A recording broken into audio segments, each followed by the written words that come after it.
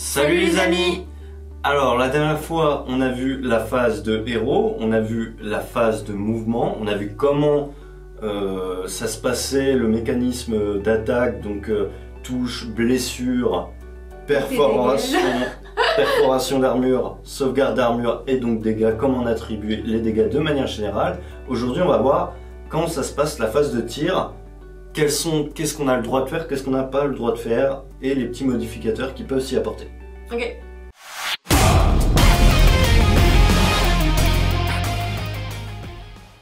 Alors la dernière fois, dans la vidéo sur la phase de mouvement, on a très brièvement parlé de ça. On a dit que si on courait avec une unité, on n'avait pas le droit de tirer à ce même tour. Ouais. Ok. Ça me revient. Si on s'est replié, également on n'a pas le droit de tirer. Ok. Ok. C'est important, c'est la première chose à retenir. Ici, on a deux unités, on va dire que c'est deux unités distinctes. D'accord? Ok. On va mettre ici une unité qui va être l'unité ciblée. On n'oublie pas qu'on doit mesurer la distance de tir, ici c'est de 9 pouces, mes deux unités sont donc à portée. Je dois faire l'intégralité de mes attaques de tir avec cette unité avant de passer à cette unité. Je n'ai pas le droit de faire les deux en même temps. Je dois d'abord faire entièrement toutes ces attaques, voir ce qu'il fait, et une fois que c'est fini, je passe à celui-là. Ok? Car ce sont deux unités distinctes. Oui. On se rappelle également qu'on a le droit de diviser ces attaques, donc s'il y a deux unités distinctes, j'ai très bien le droit de dire que lui, s'il a qu'une attaque, j'ai le droit de choisir celui-là, et lui, celui-là. S'ils avaient plusieurs attaques, j'avais également le droit de répartir comme bon me semble. Oui. Sur deux unités donc distinctes qui sont juste là. On l'a expliqué dans l'autre vidéo.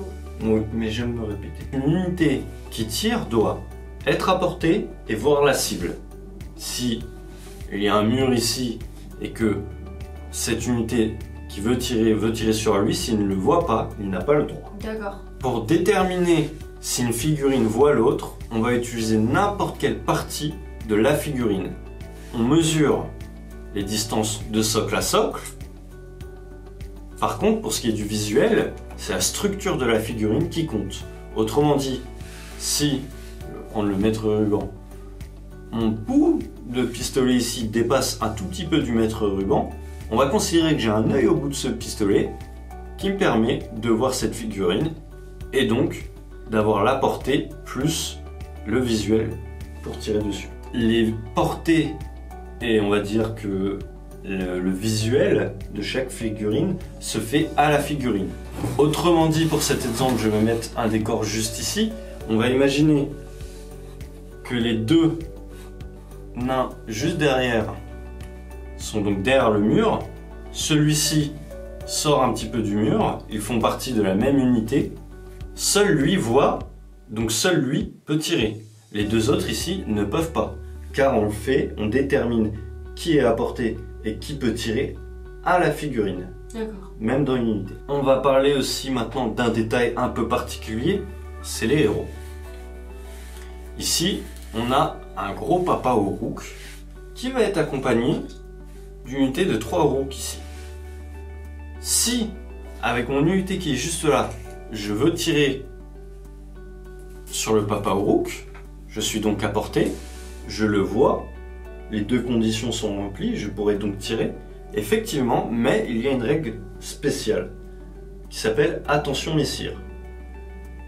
Si un héros qui n'est pas un monstre, les monstres sont globalement des grosses créatures, mais de toute façon, si une figurine est un monstre, ce sera indiqué dans son profil, dans son Battletop. En l'occurrence, lui n'est pas un monstre, donc la règle attention messire s'applique.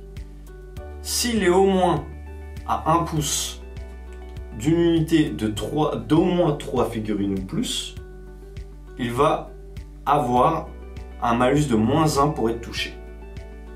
Donc ici, mes nains qui touchent, mes Caradron qui touchent à donc 4+, vont toucher à 5+, car ils ont -1. C'est comme pour la perforation d'armure qu'on a vu la dernière fois. En gros, ce qui se passe, c'est que eux, ils font attention, messire, et Exactement. ils protègent le papa Uruk. Et du coup, eux ont un peu plus de mal à viser et ils touchent moins bien. Trop bien. Voilà. Donc trop stylé comme règle. Lui, il a -1 pour être touché. On se souvient, -1, ça fait bizarre sur une caractéristique. Allez voir la vidéo qu'on a fait juste avant sur l'attribution des dégâts. On explique un peu le -1. C'est le même procédé que pour une perforation d'armure. On va parler d'un autre élément important, c'est les décors.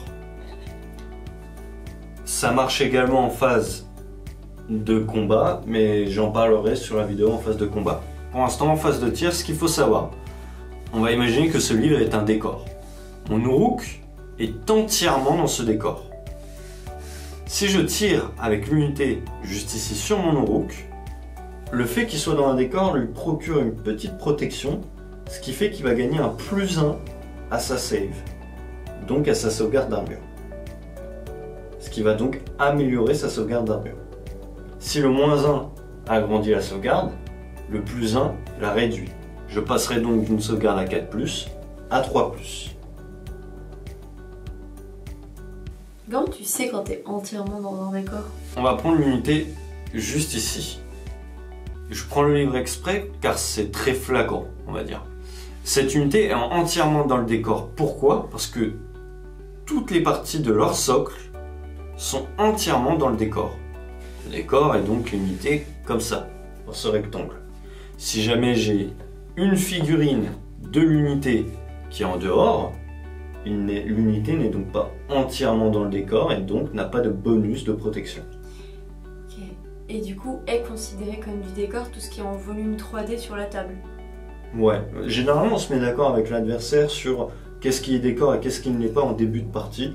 Mais généralement c'est tout ce qui est volume 3D effectivement. Après des fois on se met d'accord, s'il y a un tout petit boui-boui, on dit bon ça c'est pas un décor, on le compte pas comme tel. On se met d'accord. C'est un petit boui-boui. Voilà, ça sera tout pour la phase de tir. On a vu globalement tout ce qu'il y avait à voir. Pour ce qui est du déroulé des attaques, encore une fois, on a fait une vidéo exprès dessus. Donc je vais pas m'attarder dessus, on l'a déjà expliqué. Alors, on espère que ça vous a plu. Moi ça m'a plu, c'était cool. Tant mieux. Voilà les amis, sur ce, on vous laisse. On vous dit n'oubliez pas de jouer, rire et rêver. Salut!